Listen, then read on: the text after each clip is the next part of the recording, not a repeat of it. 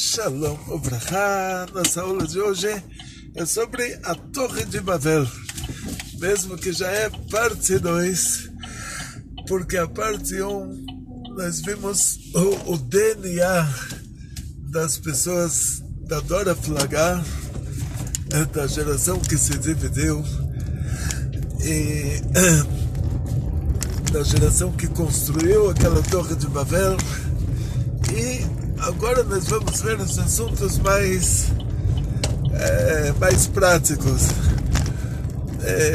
A Parashá nos conta que aquelas pessoas construíram uma torre para fazer, o objetivo deles era contra Deus.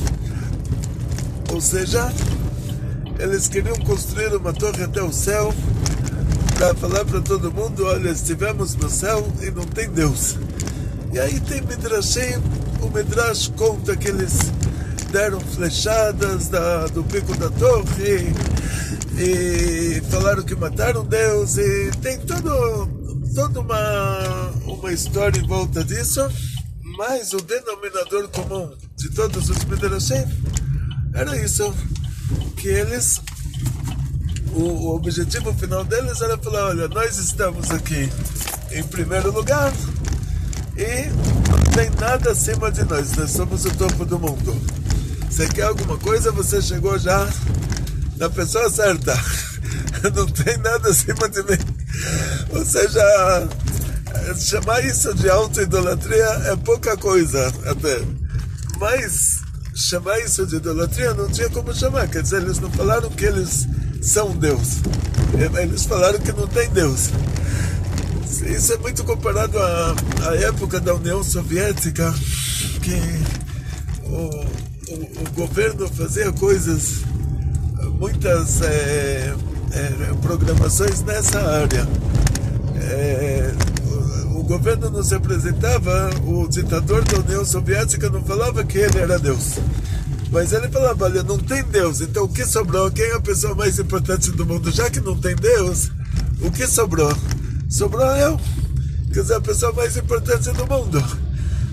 Então, por isso, por um lado, isso não é idolatria, porque ele não falou que ele é Deus, mas é pior do que idolatria, porque é subentendido. Na hora que ele fala que não tem Deus, ele fala que ele é a pessoa mais importante do mundo. Então, quer dizer que eu não sei se tem uma palavra em português para isso, mas essa era a característica da Torre de Babel. E para mostrar para o mundo inteiro que eles não têm nada a ver com Deus, eles falaram: a gente quer construir o lugar mais alto do mundo, mas nós não vamos usar uma coisa que Deus criou, tipo, não vamos fazer construir isso a partir de uma montanha, para vocês não misturarem, para falar que, olha, tá bom, a gente é importante, mas Deus também fez alguma coisa. Não vamos usar as pedras feitas por Deus, para vocês não falarem: olha, a gente é importante, mas Deus também participou. Eles foram para o lugar mais baixo, eles inventaram um tijolo, e aí eles começaram a construção, para falar: olha, nós fizemos tudo, só nós, Deus não ajudou em nada. E o objetivo final é falar: olha, tá vendo que não precisava de Deus desde o começo, que a gente fez tudo sozinho desde o começo? Da mesma maneira que não precisou de Deus, então esquece isso, esquece que tem Deus. Deus existe ou Deus não existe não é relevante, esquece isso. Esse era o objetivo deles. Então é claro que isso lá em cima não foi bem visto. Se alguém acha que uma coisa dessas é bem vista lá em cima, não... Então o tribunal divino precisava tomar uma providência. Aí os Midrashim também falam que várias coisas foram feitas, mas a gente vai para o Zohar. O Zohar ele é curto e objetivo. Ele fala assim: eles não receberam castigo nenhum. Vamos para o Arizal. O Arizal é curto e objetivo. Ele fala: eles não receberam castigo nenhum.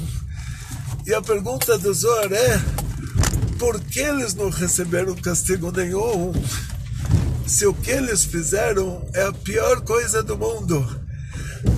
Deus criou o mundo, Eles falaram que não tem Deus. Então imagina, alguém te salvou a vida e o mínimo que você tem que falar é muito obrigado, né? Aí alguém te salvou a vida e você fala para essa pessoa, você não existe, você é fruto da minha imaginação. Então, porque eles não receberam castigo nenhum, eles fizeram uma coisa errada. Aí diz o Zohar uma coisa interessante, uma regra de Torá, que se isso não tivesse acontecido, a gente não teria como aplicar essa regra, a gente não teria como dizer que existe uma regra dessas.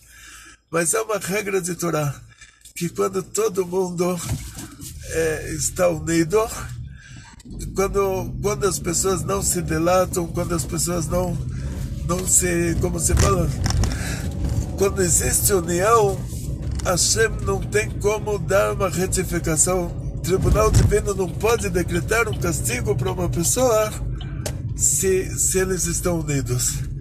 Ou seja, esse é o Hidush, essa é a inovação dessa nossa parashá, da história da Dora Flagá, da geração da Flagá, vem nos ensinar isso. Antes disso, não teve uma união.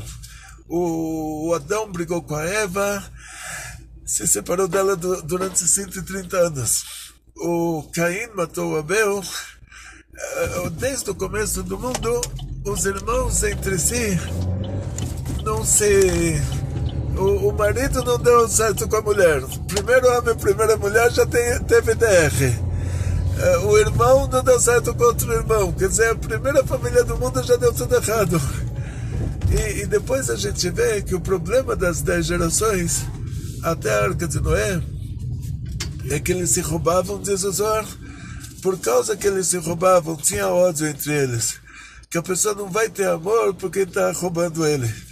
Então, isso vai até o psicológico da pessoa, Deus me livre. Assim, problema até psiquiátrico. De vez em quando tem problemas de shalom bait, tem problemas entre o marido e a mulher, que a mulher está trabalhando e está recebendo um salário enorme. Mas mesmo assim, ela sente que o marido tem que colocar dinheiro em casa, porque senão ele está roubando ela. Mas pela Torá, o marido e a mulher, eles são uma pessoa só. Então, eles são uma pessoa só. Mas o psicológico do ser humano é que não. Se eu estou fazendo e você está usufruindo, você tem que participar também. Tipo, é um assunto de natureza humana. Então, imagina se até num dinheiro honesto existe isso de uma pessoa sentir que a outra está sugando ela, quanto mais num dinheiro roubado, que aí já vai ter um ódio verdadeiro entre eles. E então as 10 gerações entre a Torre de Babel entre a criação do mundo e a Arca de Noé, eles sempre se roubaram, e isso causou uma discórdia entre eles, isso causou separação entre eles, isso causou ódio entre eles, e terminou que eles receberam o pior de todos os castigos, que teve o dilúvio. Continuação. Depois da Arca de Noé, depois que teve o dilúvio, aí surge essa primeira geração de pessoas unidas. O que uniu eles foi uma coisa ruim. Eles queriam todos juntos fazer uma torre para mostrar que não tem Deus no mundo. Então, olha a fonte dessa união. Olha o que causou a união. Todos se uniram para fazer o mal, mas eles estavam unidos. E essa regra surge daqui. Se até essas pessoas que eram as pessoas mais ruins do mundo, que eles nasceram depois da Arca de Noé, e no lugar de falar, agradecer a Deus que Baruch Hashem, que eles estão vivos, no lugar disso eles queriam provar para o mundo que não tem Deus. Se até essas pessoas que se uniram para fazer a coisa ruim, no mérito da união deles, Hashem não pode dar um castigo para eles, então quanto mais quando as pessoas se unem para fazer uma coisa boa. Quanto mais quando as pessoas estão unidas, como uma família unida, o marido e a mulher unidos com as crianças, com os parentes, com os amigos. Quanto mais quando tem uma união verdadeira. Então vamos a outros detalhes em relação a isso. No passado, o rei Salomão, ele era o rei de Israel, reino de Israel. Então, o filho dele, o Rehavam, foi feito para o Rehavam uma proposta de diminuir os impostos. Ele não quis diminuir os impostos e ele ainda usou uma coreografia muito humilhante para mostrar que ele não vai diminuir os impostos. E terminou que 10 tribos se separaram e eles falaram que eles são a continuação do reino de Israel. E o filho do rei Salomão, o Rehavam, ele ficou com a Judeia e a tribo de Benjamim, que era uma microtribo, dentro de Jerusalém, assim, uma parte de Jerusalém, e terminou dessa maneira. Quer dizer, o reino de Israel ficou o reino das 10 tribos, durou uns 180 anos, e a família do rei Davi ficou com a Judeia. Então surge um novo conceito de judeus, ou seja, quem veio da Judeia é um judeu. E esses dois países, qual foi a diferença entre eles? Qual foi a diferença entre a Judeia e entre o reino de Israel?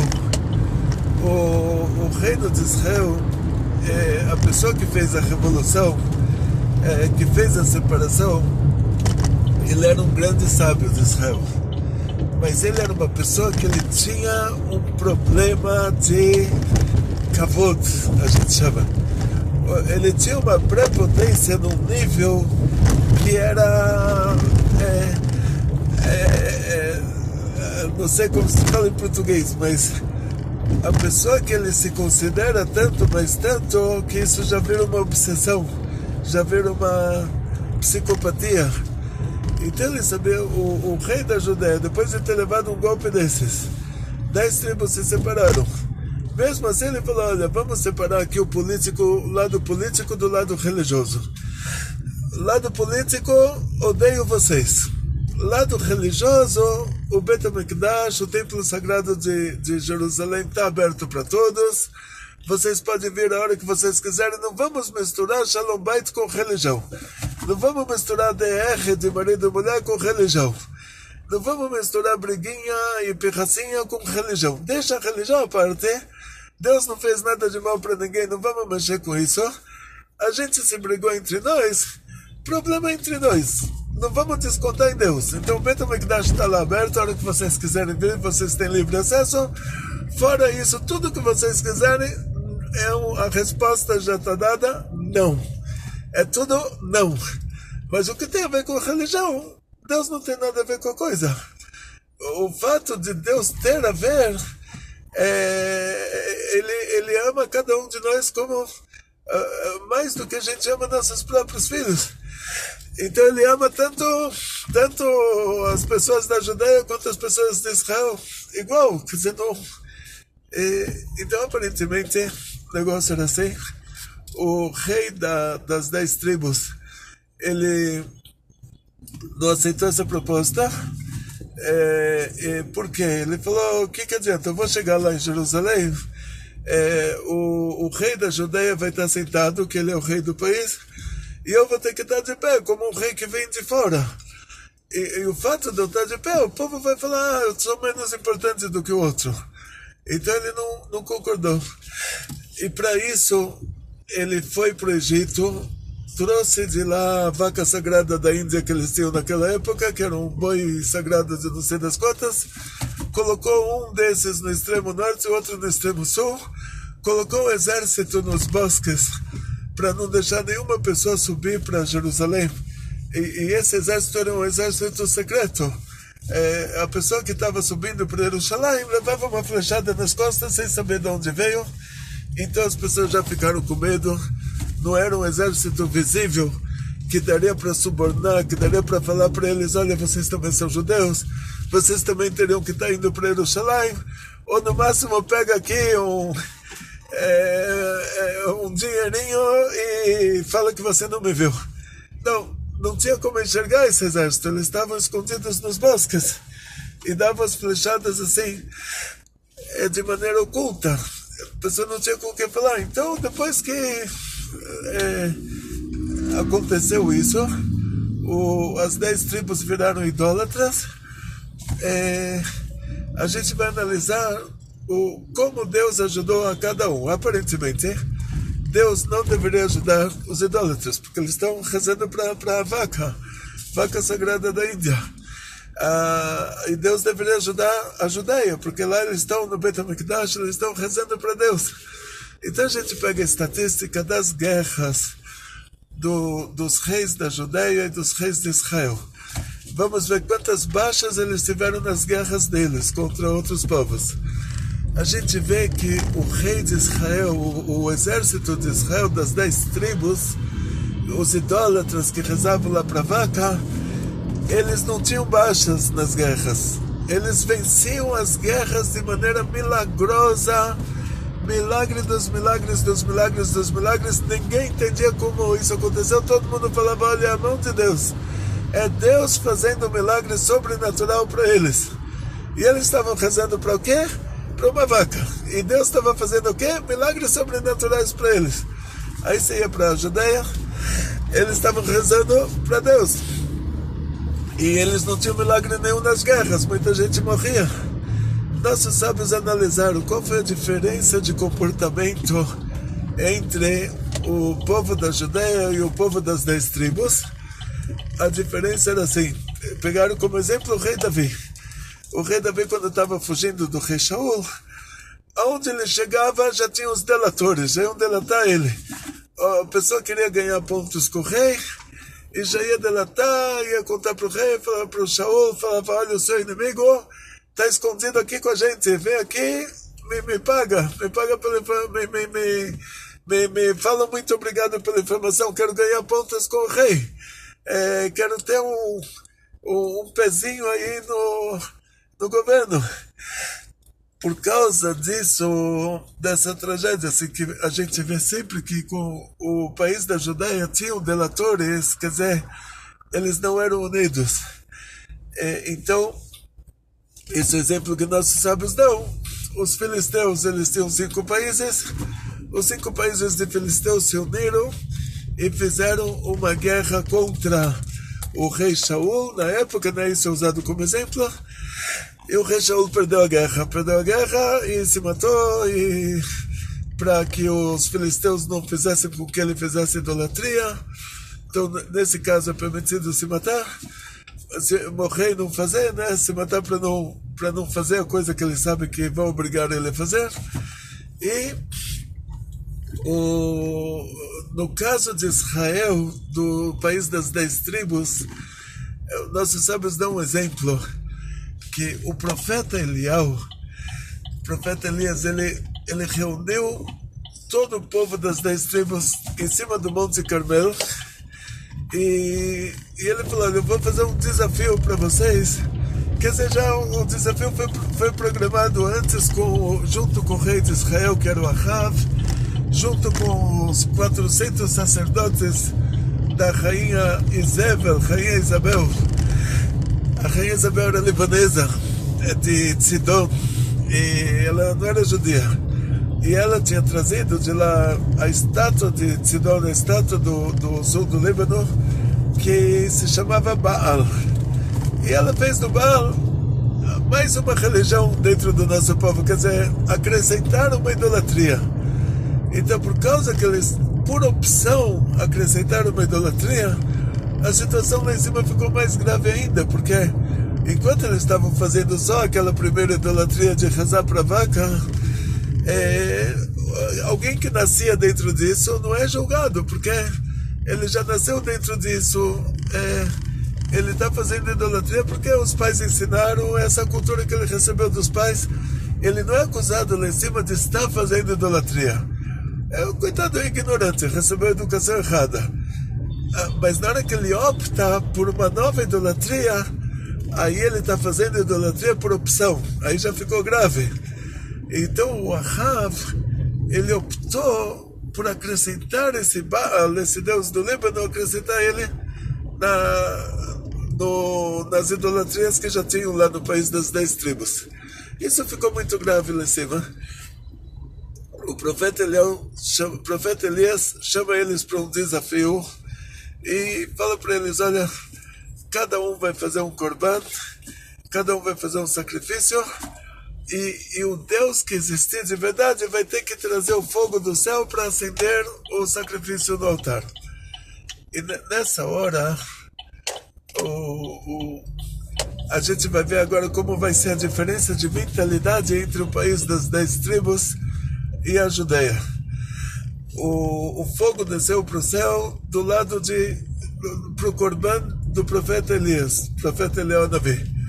E Navi em hebraico quer dizer profeta. Eliel é Elias. O fogo desceu no korban dele, no sacrifício dele. O povo inteiro gritou, Hashem é Deus, Hashem é Deus. E mataram os 400 sacerdotes da estátua que se chamava Baal. A rainha Isabel ficou muito furiosa e falou, eles mataram os profetas da minha estátua, agora eu vou matar todos os profetas de Hashem. E Eliel é o profeta Elias. Então, consequentemente, desaparece da história. E tem um profeta que trabalhava como o diretor da cozinha do Palácio do Rei. Ele se chamava profeta Ovadiel. Ovadiel traduzido como Abadias. Esse profeta Ovadiel era um profeta de Hashem, só que ele tinha se convertido ao judaísmo. Ele se converteu, ele era um tzadik, ele se tornou profeta. E ele, na hora que começou a perseguição dos profetas de Hashem, ele escondeu 100 profetas em 2 cavernas, 50 em cada caverna. Então imagina o tamanho da caverna. E ele roubava comida do palácio do rei para manter vivos esses 100 profetas. Então era comida para 100 pessoas, imagina. Num ano difícil. E todo mundo via que ele estava roubando a comida, todo mundo sabia que ele levava para esses 100 profetas. Não tem como ele levar comida para 100 pessoas sozinho. Tem que ter muita gente para ajudar. E todo mundo sabia, todo mundo era contra, todo mundo não achava que ele estava fazendo certo, todo mundo estava a favor do governo, e mesmo assim, ninguém delatou. Mesmo assim, absolutamente ninguém foi falar para o rei ou para a rainha que, olha, ele está roubando comida do palácio do rei, está levando a comida para os inimigos do rei. Ninguém delatou, eles não tinham delatores. Eles tinham essa união, eles eram unidos. Uma pessoa não ia delatar a outra. Enquanto que no caso da corte do rei Davi, eles tinham os delatores, e o filho era contra o pai, o Avshalom fez a revolução, e tinha o outro lá que se matou, o Yoetz, como chama? Agora, o Adão jogou a culpa na Eva, a Eva jogou a culpa na cobra, eu jogo a culpa no trânsito. Mas assim, de vez em quando escapa o nome de uma pessoa. Ahitofel era o conselheiro do fim se matou. Quer dizer, na corte do rei Davi, na corte do rei Shaul, todo mundo delatava todo mundo dedurava todo mundo. Quer dizer, eles não eram unidos. Por isso que sempre que eles iam para as guerras, eles perdiam, tinham muitas baixas. O país das 10 tribos, o que unia eles não era o ideal. As pessoas achavam que a rainha estava certa, a rainha determinou. A rainha não é judia. Ela trouxe essa estátua do Líbano, ela falou para todo mundo rezar para a estátua. Eles achavam que estava certo. Se o governo decidiu, lei é lei. E eles achavam que estava errado. O fato do profeta Ovadiel roubar a comida do palácio e levar para os profetas que ele tinha escondido, ele estava roubando comida do palácio. Ele tinha escondido profetas que a rainha queria matar, profetas de Hashem, os profetas os judeus. Eles achavam isso errado e mesmo assim eles não delatavam. Esse que era por isso, esse mérito era tão grande que por isso eles não morriam nas guerras. Por mais que eles fossem idólatras, por mais que eles estivessem rezando para uma estátua do Líbano, de Sidon, por mais que fossem idólatras, eles não morriam nas guerras. Hashem fazia para eles milagres sobrenaturais. Eles estavam rezando para a estátua, estavam rezando para outro Deus, e Hashem fazia para eles milagres sobrenaturais, porque eles estavam unidos. Daí aprendem nossos sábios dessas duas análises, da análise da Judeia, da época do rei Shaul, da época do rei Davi, de épocas posteriores, e da análise do país das 10 tribos. Nossos sábios aprendem daqui que a união ela é um hidush no judaísmo, ela é uma inovação judaica, é uma coisa assim, é uma exceção de regra, vamos dizer, que a regra é que quando uma pessoa faz errado, ele leva um castigo, quando uma pessoa faz certo, ganha um prêmio, e a exceção de regra é que quando eles estavam fazendo errado, mas estavam unidos, eles não receberam castigo. Essa é a exceção de regra, a ponto que o rei das 10 tribos, o Ahav, ele falou para Eliyahu Navi, falou para o profeta Elias, está escrito no Shema Israel que quando se faz idolatria não tem mais chuva, e a gente está fazendo idolatria e está chovendo. Por que estava chovendo? Porque eles estavam unidos. Então esse que é o detalhe principal, é uma exceção de regra. Então a regra é que quando a pessoa faz o bem, medida por medida, o tribunal divino decreta para ele o bem. Quando a pessoa faz o mal, medida por medida, o tribunal divino decreta para ele o mal. A exceção de regra é quando existe união. Então, se até no caso desses, que eles estavam fazendo idolatria, pelo fato de eles estarem unidos, deles não se delatarem, por causa desse fato, Hashem ajudava eles. Então, quanto mais quando a gente está unido em volta de um estudo de Torá, como a gente está fazendo agora, quando a gente está unido em volta de assuntos judaicos, como a gente está fazendo agora, quanto mais e quanto mais e quanto mais. Então, o jeito que o Tribunal Divino descobriu para poder separar eles, né? Tinha que fazer um milagre. Não adianta, eles estavam unidos, eles não iam levar castigo nenhum. Então, tinha que desunir eles. Tinha que fazer lá uma desunião, mas tinha que ser por milagre, porque eles por si só eles não iriam se desunir. E nunca iriam, então, nunca iria parar essa União Soviética, vamos dizer assim, União Soviética da Antiguidade. Então Hashem fez um milagre, desceu o anjo Gabriel. O anjo Gabriel fez um milagre com que eles falassem 70 línguas. E todas as línguas que a gente fala hoje são derivados daquelas 70 línguas originais que surgiram por milagre. E não só isso, nessas 70 línguas não tinha nem hebraico nem aramaico. Porque o hebraico original, o hebraico clássico falado pelos filhos de Noé, ele continuou sendo falado pelos descendentes de Shem, do Sem, que é um dos 3 filhos de Noé, e 10 gerações entre a Arca de Noé e Avram Avinu, nosso patriarca Avram, a gente já vê que esse hebraico foi deturpado por certas pessoas, quer dizer, não por todas.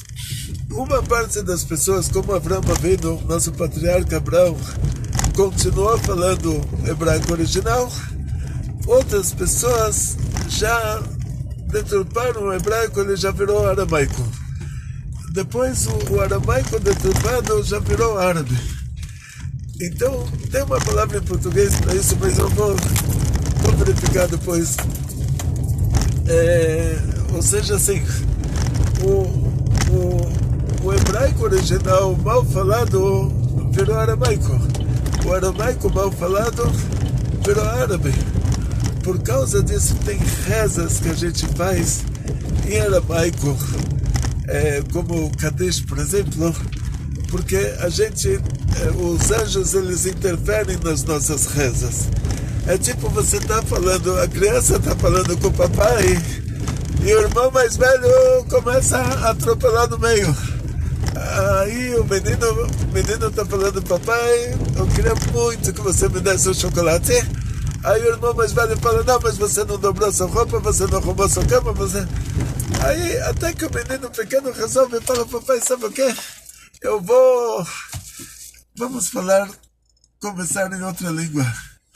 Ou seja, não tem como a gente ficar falando aqui, não tem como tirar ele da nossa conversa, então vamos conversar em outra língua. Uma língua que ele não vai querer participar. Aí o filho mais novo fala, papai, nós quer, nós vai, nós fica, nós... Começa a falar um português todo errado. O irmão mais velho, que é um perfeccionista, ele não aguenta. E aí ele já não se relaciona mais. Esse é um exemplo. Os anjos, então, na hora que a gente fala o Kadish, que é uma reza tão importante, a gente fala ela em aramaico. E para isso precisa de 10 judeus juntos. Está escrito, quando tem 10 judeus juntos, a revelação divina acontece. E aí a gente fala reza em aramaico. Por quê? Porque os anjos são perfeccionistas. Na hora que eles ouvem a reza em aramaico, dói para eles, que pegaram o hebraico, a língua santa, e deturparam ela desse jeito, quer dizer, transformaram ela no aramaico. Aí eles nem ouvem. Não é o nível deles ficar ouvindo palavras em aramaico. E aí a gente pode pedir para Hashem, a gente fala as coisas mais importantes e a gente fala o Kadish, que tem a capacidade de tirar uma pessoa do Gehenna. O filho fala o Kadish pelo pai. Se o pai era uma pessoa muito ruim, estava passando por uma retificação, ele consegue tirar o pai dessa retificação. E essa reza em aramaico, para os anjos não se meterem no nosso assunto. Então, esse é o assunto de uma maneira bem genérica da Torre de Babel. E diz o Zohar que a Torá traz 2 detalhes. Cada detalhe é importante. Que eles eram unidos e que eles falavam o hebraico clássico. E o Zohar analisa o que isso tem a ver com a nossa paraxá, eles estarem falando hebraico clássico. Se eles eram unidos e por causa disso Hashem não dava um castigo para eles, ou eles não receberam um castigo lá de cima por causa da união, o que importa se todos falassem outra língua que não fosse o hebraico clássico? Diz o Zohar, o que aconteceu? Que eles foram lá para o vale onde futuramente iria se encontrar a Babilônia, iria ser feita a Babilônia, e lá naquele vale eles encontraram as escrituras, porque é uma coisa interessante, a gente está falando de um acontecimento de depois do dilúvio, e está escrito que Hashem fez, os Midrashim contam, Hashem levou todos os ossos do dilúvio, fez um milagre com que o mar, desculpa, que lá era um dilúvio de água doce. Hashem fez um milagre com que todos os ossos do dilúvio eles fossem para Babilônia. Então, quer dizer, o dilúvio de água doce deu lá teve as suas diretrizes, né, seus direcionamentos, e todos os ossos do dilúvio foram para o lugar onde mais futuramente seria a Babilônia, e lá eles encontraram, como sobra do dilúvio, eles encontraram os livros do Adam Arishon e do Hanoch, que falavam sobre os anjos lá em cima, anjos do lado ruim, anjos do lado bom, anjo da morte, e eles encontraram esses livros e eles conseguiram invocar as forças do mal, que aparentemente essas forças do mal elas foram criadas, como diz o Zohar, como o rei, que ele precisa de um carrasco. E o rei é uma pessoa estudada, ele é um estudioso, é delicado, uma pessoa de uma educação nobre. Ele não tem como matar alguém. O rei não vai fazer para alguém. Então, só que alguém tem uma pena de morte. Para fazer essa pena de morte, o rei então contrata uma pessoa grossa, uma pessoa ruim, uma pessoa cruel, que ele é a antítese do rei, ele é o oposto. Então você fala assim, tem um príncipe e tem um carrasco. Então o carrasco, ele é o oposto do príncipe. Então tem a princesa, tem a prostituta. A princesa é uma menina cheia de pudor, e a prostituta ela é uma menina durona, cruel, que ela é uma menina grossa. Então, dentro desses conceitos, né, desses exemplos, a gente vai ver a necessidade de Deus ter criado as forças do mal. As forças do mal são uma criação divina, como o rei precisa de um carrasco e o rei precisa da prostituta para tentar seduzir o filho dele, para ver se o filho ele é sedutível ou não. Então Hashem criou as forças do mal, por um lado para nos seduzir, por outro lado, se a gente precisa de um castigo, a gente recebe isso dessa maneira. E por causa disso, que Hashem precisa fazer existir essas forças do mal, o Zohar dá um exemplo, como Hashem faz existir as forças do mal, como ele dá vida para as forças do mal, como uma pessoa que ele joga pelas costas, isso vai ser chamado de Bechinat Achoraim. A pessoa joga pelas costas a comida para quem ele odeia. Então o rei, ele é a delicadeza em pessoa, o bom coração em pessoa. O carrasco é a pessoa mais durão, mais cruel. O rei tem que pagar o salário do carrasco, aí o carrasco vem receber o salário, o rei joga para ele pelas costas, não quer nem olhar para a cara dele. Aí chega a prostituta, que é a mulher durona, cruel, ela vem receber o salário dela, ele joga pelas costas. Então por que ele dá o salário? Porque precisa deles. Mas ele não quer olhar para a cara deles, então ele joga pelas costas. Então por isso é chamado de Bechinat Achoraim. Aspecto de Achoraim quer dizer por trás. Que Hashem ele mantém as forças do mal existindo, ele repassa para elas a vitalidade dessa maneira, como alguém que joga pelas costas.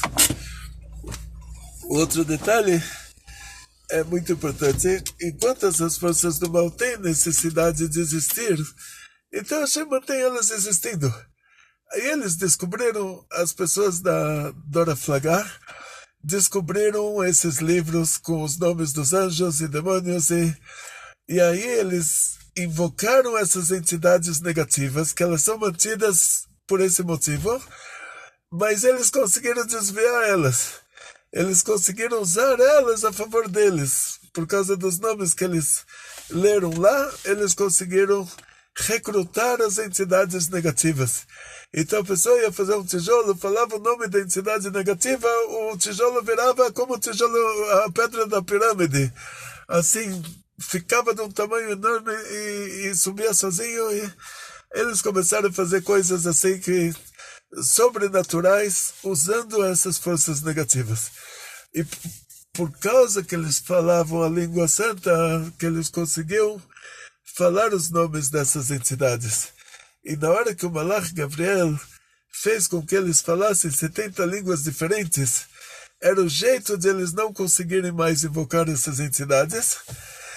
Aí então já cortou isso, e era o jeito de separar eles. Aí separando eles, se eles iriam brigar um com o outro, aí daria para dar um castigo para eles.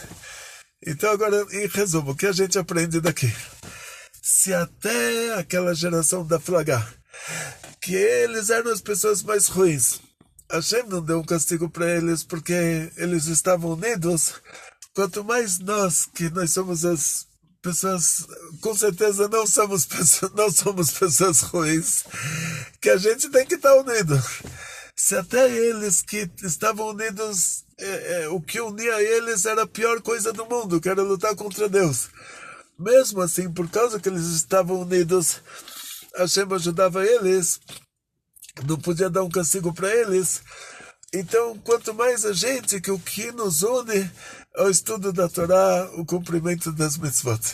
Então, vamos sempre se controlar, por pior que seja a situação, mas por pior mesmo, sempre que a mulher se desequilibra, o marido não pode gritar de volta.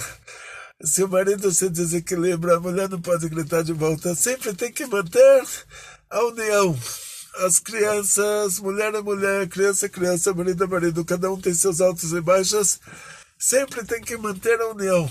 Sogra é sogra, sogro é sogro, primo é primo, prima é prima. Sempre tem os problemas, sempre tem que manter a união. E mantendo a união, uma coisa é certa, você sabe que a Hashem está te ajudando. Você está sofrendo de manter a união porque você queria dar de volta sem fazer a guerra da independência. Mas a Hashem está te ajudando porque você está mantendo a união. Isso não quer dizer, tá bom, que você tem que ter uma amizade tóxica, ficar lá do lado da pessoa que está te deprimindo, mas tudo é divina providência. Quando você se casa, Hashem podia fazer com que ela não te quisesse, você não quisesse ela, vocês não se encontrassem.